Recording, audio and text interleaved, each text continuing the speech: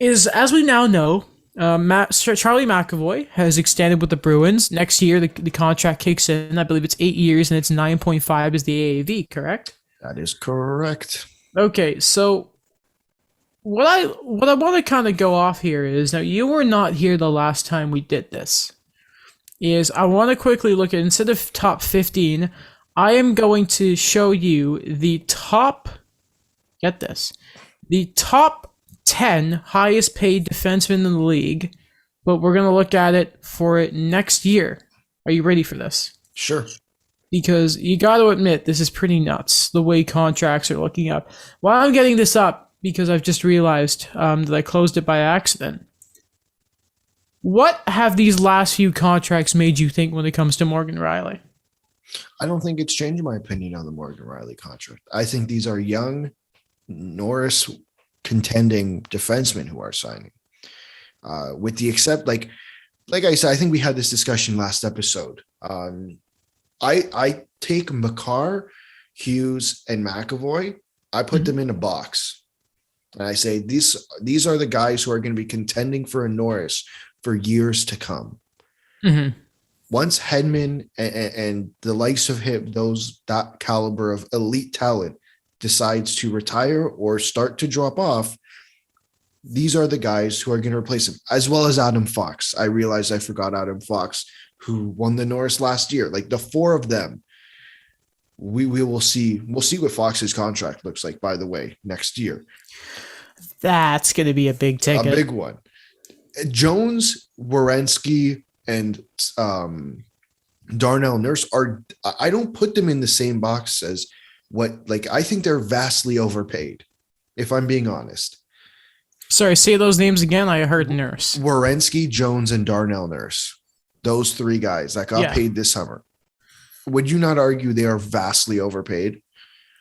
Yeah, and I understand Werenski, but Nurse, I'm like, Nurse too, because of just what happened afterwards, but Seth Jones started everything, and I don't get how that contract happened. Right. I don't understand it either. Like, but to me, if Morgan Riley walks in the room and says, my comparables are Seth Jones, Zach Werenski, and Darnell Nurse, I'm like, sorry. Like, I can't give you that. All right. So here are the top 10 highest paid defensemen in the league, right? Am I guessing, or are you? Last time we played, I guessed. So it's top 10 by cap hit starting next season being 2022-2023. The 10th highest paid defenseman in the league. Well, no, you can guess this one. Who do you think is the 10th highest paid player in the league? Defenseman, sorry. Take a guess. What's the salary? Give me a hint. 8.8.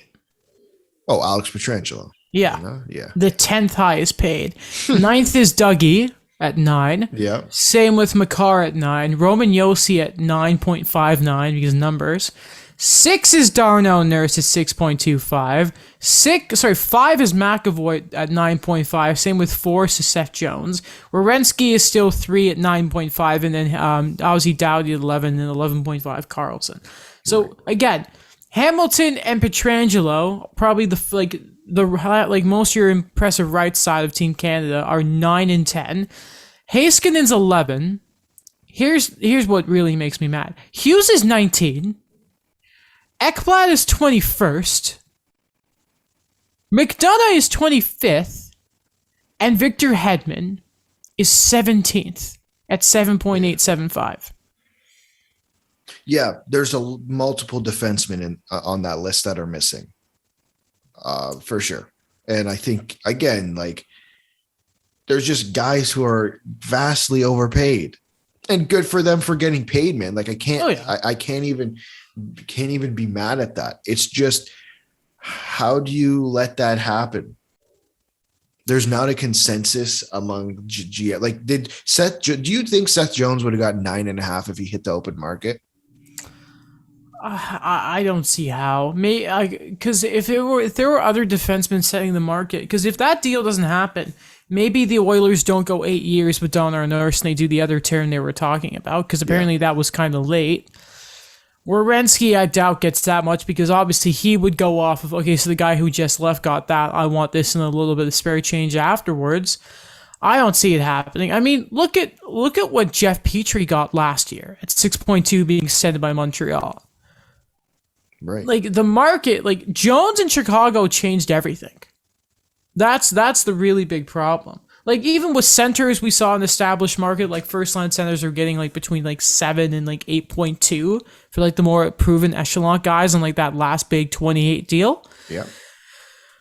But it's hard to really see what would have happened if not for Seth Jones just going and just ruining everything. And now look at what's happening in Chicago with it. It's not obviously all on him. I think you've also all of a sudden got a coach who so far hasn't dealt with much expectation for a winning team with Jeremy Colton. Again, I'm not saying it's all his fault. And if for some reason the play is to trade Strome, it's just one of those things where like, is that it? Like maybe at the deadline, if there's an issue, maybe, but is this going to be like the American Thanksgiving deadline that normally happens, or you know what I mean? There's just a lot of sort of confusing stuff there. Yeah, we really went off the topic of Charliey McAvoy's contract. Well, I mean, it's just, what can we say? I think it's a fair deal. I think it's a fair deal.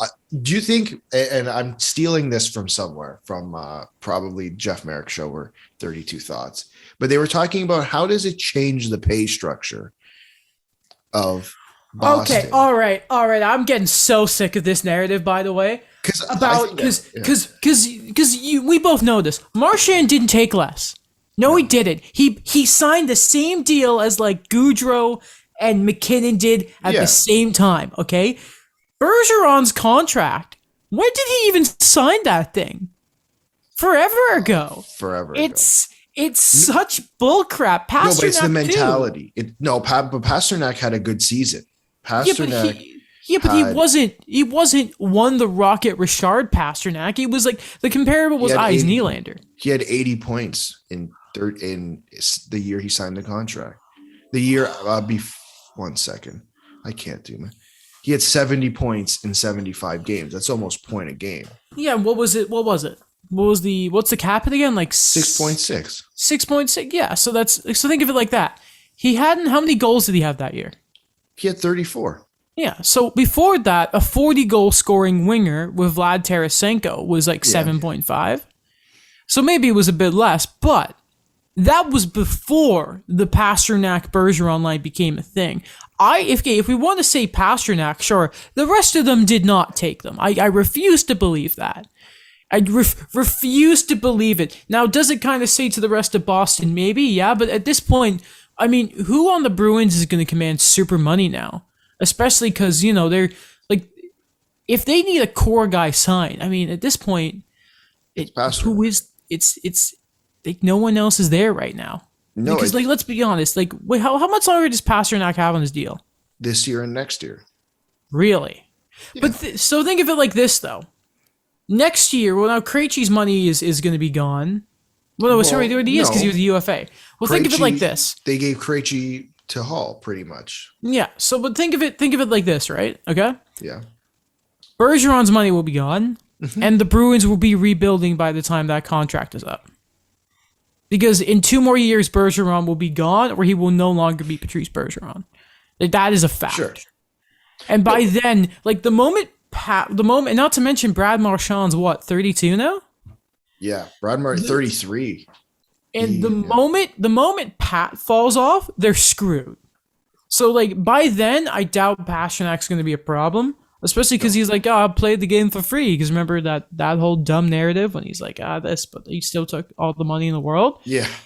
Like I just don't really buy it with the Bruins. I think it's kind of a sold narrative when everyone's like, like Bergeron signed. Can you please look at when Patrice Bergeron signed that contract? Because what is it, like 7 million? Not even, is it like 6.875. 6.8 years. It was an 8-year contract. This is its last year. So 8. Dude. He signed it when Sid had 1 cup.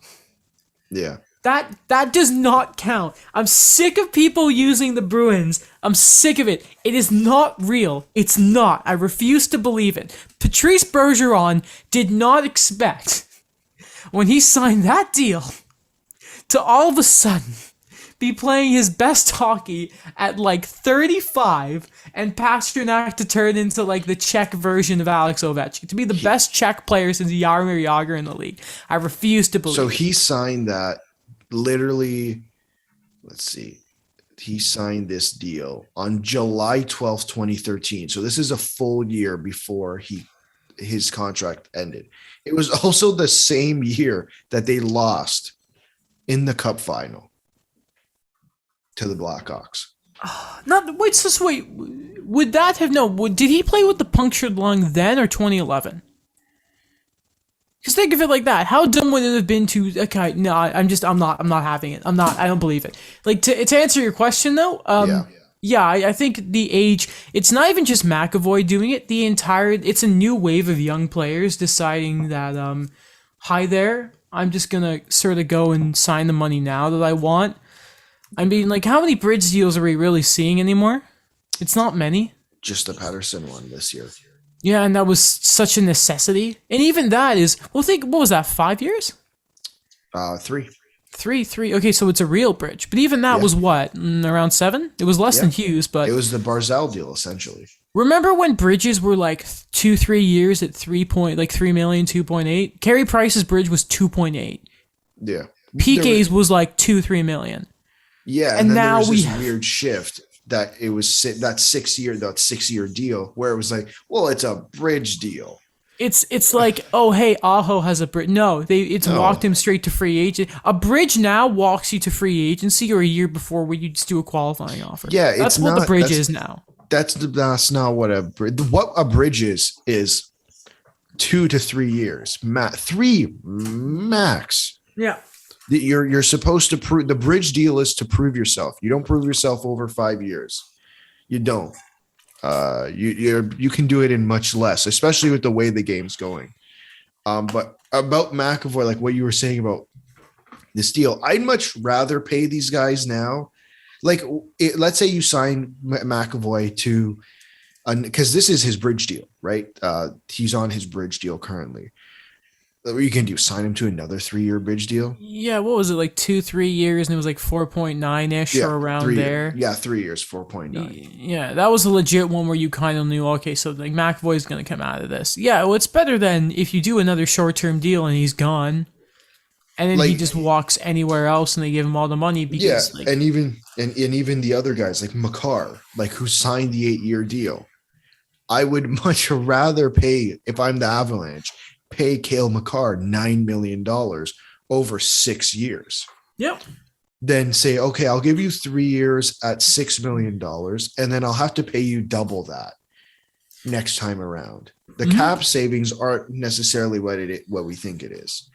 No, listen, man, with me and Stars, I'm like, yo, if I have to go 5 years to bring it down to like a 2-3 million and for a window, I'll take it.